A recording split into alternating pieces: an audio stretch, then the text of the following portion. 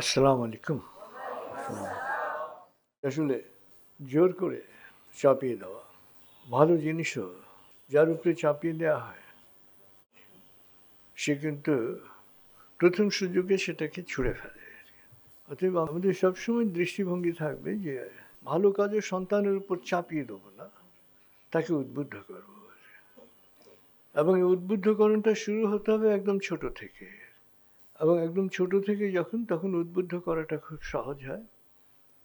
যখনই একটা বয়স হয়ে যায়, তার নিজস্ব চিন্তা ভাবনা, ধ্যান ধারণা যখন তার মাথার মধ্যে ঢুকে যায়, তখন তার সেই ধ্যান ধারণাটাকে বদলানো খুব কঠিন কাজ। এই জন্য একদম ছোট থেকে শুরু করতে হবে, একদম ছোট থেকে। এবং সেটা মমতা দিয়ে, দরদ দিয়ে আর কি, বুঝিয়ে। যত কষ্টের কাজ, পরিশ্রমের কাজ, এটা তাকে উদ্বুদ্ধ করতে হবে, চাপিয়ে দেওয়া না। হাসতে হাসতে আর কি, আদর দিয়ে, মমতা দিয়ে তাকে কষ্টে উদ্বুদ্ধ করতে হবে। সে পরিশ্রম করে ঘেমে গেছে, তার ঘামটা খুব হাসি দিয়ে মুছিয়ে দিতে হবে। তোমার এই যে ঘামটা, এই ঘামটা কত ইম্পর্টেন্ট, কত গুরুত্বপূর্ণ, এটা তোমার কি উপকার হলো? এই যে ঘামলে তোমার উপকার কি হলো? এই উপকার হলো তোমার। অর্থাৎ সন্তানকে পরিবারের কষ্টের সাথে একাত্ম করবেন। সন্তান কষ্টটাকে ভুলবে না। আর সুখের স্মৃতি কিন্তু খুব সহজে ভুলে যায়, কিন্তু কষ্টের স্মৃতি সে ভুলে না। সে যে কষ্ট শেয়ার করেছে, অংশ হয়েছে, সে যে একটা কাজ করেছে, সে যে একটা চ্যালেঞ্জ নিয়েছে, এই চ্যালেঞ্জ নিতে পারাটা হচ্ছে তার স্মরণে থাকে।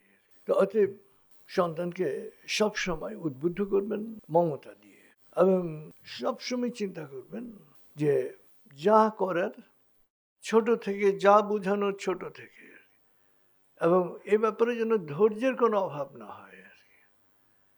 ধৈর্য যেন হারিয়ে না ফেলেন।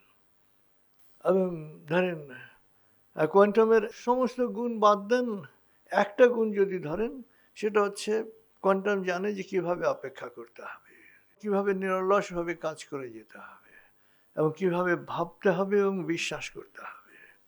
ভাবতে হবে, বিশ্বাস করতে হবে, নিরলসভাবে লেগে থাকতে হবে। সন্তান আপনার কথা শুনবে। অর্থাৎ আপনি সবসময় পজিটিভলি, ইতিবাচকভাবে সন্তানকে উদ্বুদ্ধ করবেন। সন্তানের সমালোচনা করে না। সে একটা ভুল করছে, ওই কাজটার চেয়ে যে এই কাজটা বেটার, এটা ওটার চেয়ে ভালো, এটা বুঝিয়ে যে তুমি যেটা করেছ করে ফেলেছ, এর চেয়ে ভালো কাজ হচ্ছে এটা। অর্থাৎ সবসময় তাকে বুঝিয়ে, উদ্বুদ্ধ করে সন্তানকে কাছে টেনে তাকে বোঝাতে হবে। মানে এটা হচ্ছে কোয়ান্টাম প্যারেন্টিং। এখানে সন্তান কি হবে, ভুল করলেও আবার ফিরে আসবে আর কি। কারণ মমতার বন্ধনটাকে কেউ ছিন্ন করতে পারে না, কিন্তু বন্ধনটা দুই তরফ থেকে সৃষ্টি হতে হবে, শুধু আপনার তরফ থেকে সৃষ্টি হলে হবে না আর কি। তখন একজন আরেকজনকে উদ্বুদ্ধ করবেন।